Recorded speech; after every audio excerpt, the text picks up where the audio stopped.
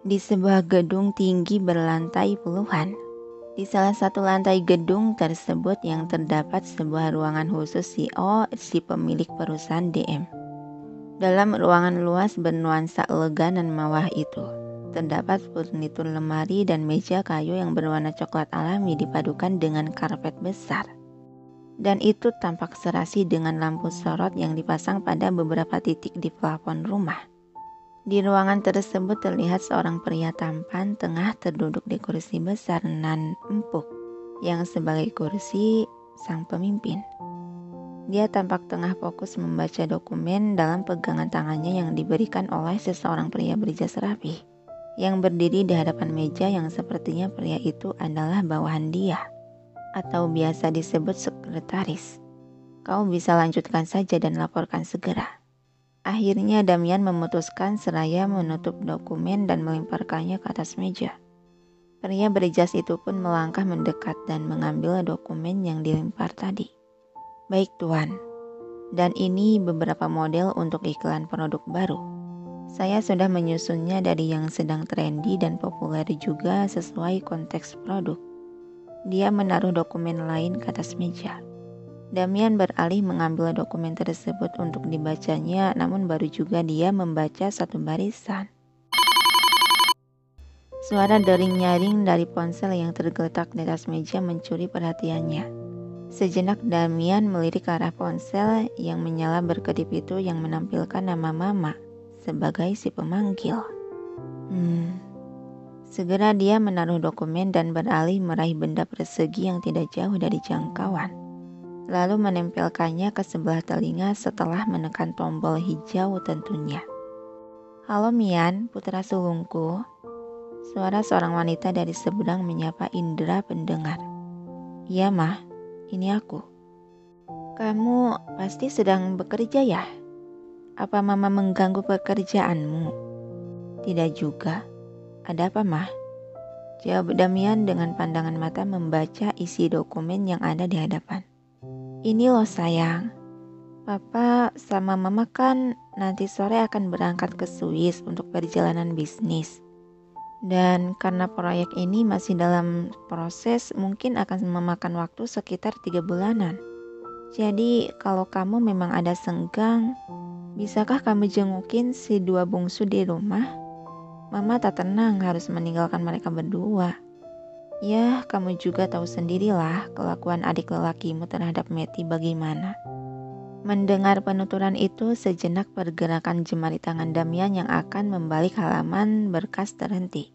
Ada seulas senyuman tipis di sudut bibir dia seiring gambaran wajah gadis cantik bernama Meti Marcella terbayang dalam ingatan. Meti, sudah cukup lama juga aku tak melihatnya, batin dia. Dan karena tak mendengar jawaban apapun dari si lawan bicara, Ibu Mary kembali bersuara. Mian, apa kamu masih mendengar Mama? Iya Mah, tersadar Damian dari lamunan. Bagaimana? Kamu bisa kan melihat mereka? Tapi kalau kamu memang lagi sibuk banget, Mama akan minta si Embo yang suka bersih-bersih untuk menginap saja. Oh, tidak Mah. Aku tidak terlalu sibuk, jadi tentu bisa. Syukurlah kalau begitu, Mama jadi tenang mendengarnya. Tolong ya sayang. Iya Mah. Mereka berbincang cukup panjang hingga dalam beberapa menit kemudian panggilan pun telah berakhir. Damian meletakkan ponsel tersebut ke atas meja dan menyikut kedua tangan ke meja dengan 10 jemari saling terkait. Dia tersenyum menantikan pertemuan. Daniel, bagaimana dengan jadwalku hari ini? Jadwal Anda sangat padat seperti biasanya, Tuan. Setelah memeriksa dokumen ini, Anda harus menghadiri rapat, makan siang dengan Pak Kepala. Ucapan Daniel terhenti saat Damian mengangkat sebelah tangan sebagai isyarat cukup. Dia mengembuskan napas panjang seraya merebahkan punggung ke senderan kursi. Bisakah aku pulang lebih awal hari ini? Anda tidak bisa membatalkan jadwal yang sudah terikat janji dari jauh hari, Tuan. Jadi mohon hadirilah. Iya, aku tahu.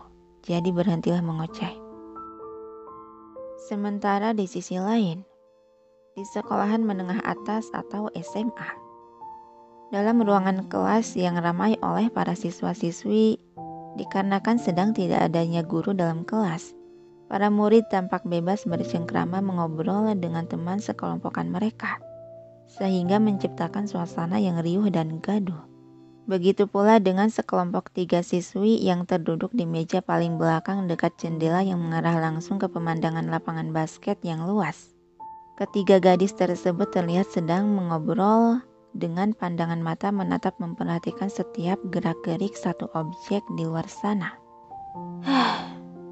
Hidup ini benar-benar kagak adil, keluh salah satu gadis dengan tangan berpangku dagu. Yoi, kenapa dia tercipta dengan sangat sempurna begitu ya? Sedangkan gue sudah wajah pas-pasan, nilai rapot menengah ke bawah. Ngenes banget dah hidup gue. Timpal gadis lain yang terduduk di kursi sisi lain. Meti yang tengah asik menonton tim basket di lapangan beralih melirik kedua gadis yang sebagai teman sekelas dan seakrabanya itu. Dasar kalian ini, ngeluh aja. Sudah syukur lo pada masih dikasih anggota tubuh yang sempurna tanpa cacat sedikit pun. Masih aja kagak ada syukurnya lo. Selin melirik sebal pada gadis yang menasehatinya. Iya deh, yang punya wajah cantik kayak lo, mana bisa ngerasain penderitaan kita yang pengen putih aja harus dempulan. Aduh, lo berdua tanpa make up pun cantik kok. Bahkan di sini gue yang paling burik. Balas Meti menilai penampilan temannya. Aduh, kebiasaan lo merendah diri. Beneran nih Nyet, gue cantik tanpa make up. Melinda sudah kesenangan sampai pipinya merona. Meti melirik sebal. Nama gue Meti, Mel, bukan monyet. Emang nama lo Meti? Kapan gue panggil lo monyet, Nyet? Nah, barusan lo panggil gue Nyet, Mel. Aduh, Nyet kan Meti, itu singkatan Nyet. Gini amat punya temen yang otaknya udah kegesrek. Selin menyenggol sikut Meti yang memang duduknya bersebelahan, yang sontak Meti menoleh menatap tanya. Ada apa sih, Lin?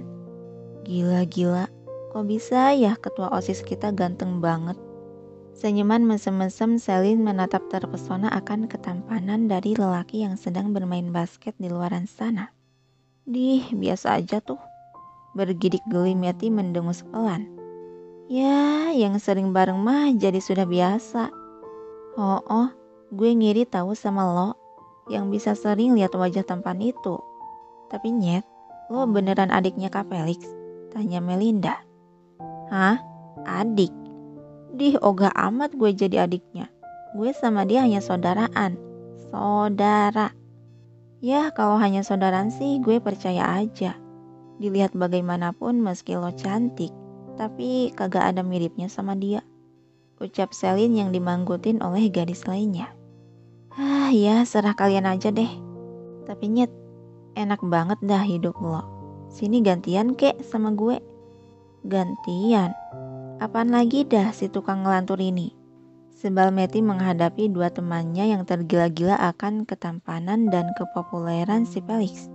Tukeran hidup gue sama lo. Andaikan bisa begitu dah, mungkin kita pasti bisa merasakan kehidupan sebagai wanita cantik yang saudaraan sama cowok terkeren kayak dia. Dah gila ya lo pada. Yang tak ditanggapi lagi oleh kedua gadis itu yang sudah hanyut dalam pikiran halu mereka. Meti hanya bisa menggelengkan kepala tak habis pikir akan tingkah dua temannya itu. Gue jadi kasihan sama kalian. Bisa-bisanya suka sama orang rese dan pembuat onar kayak dia. Perhatian Meti teralihkan saat suara notifikasi penanda pesan masuk berbunyi dari ponselnya. Segera dia merogoh benda pipih itu dari saku jas Alamed dan memeriksa isi pesan masuk. Dalam pesan, From Kak Damian. Kakak sudah dengar beritanya dari mama. Sepulang kerja kakak akan langsung ke rumah, jadi tunggu kakak ya. Dan kalau si suka onar itu mengganggu kamu, langsung kabari kakak. Sebersih senyuman melengkung di bibir tipis nan merah meti, merasa senang dan tenang akan pernyataan dari orang yang diharapkannya. Syukurlah gue jadi bisa hidup kalau ada Kak Damian.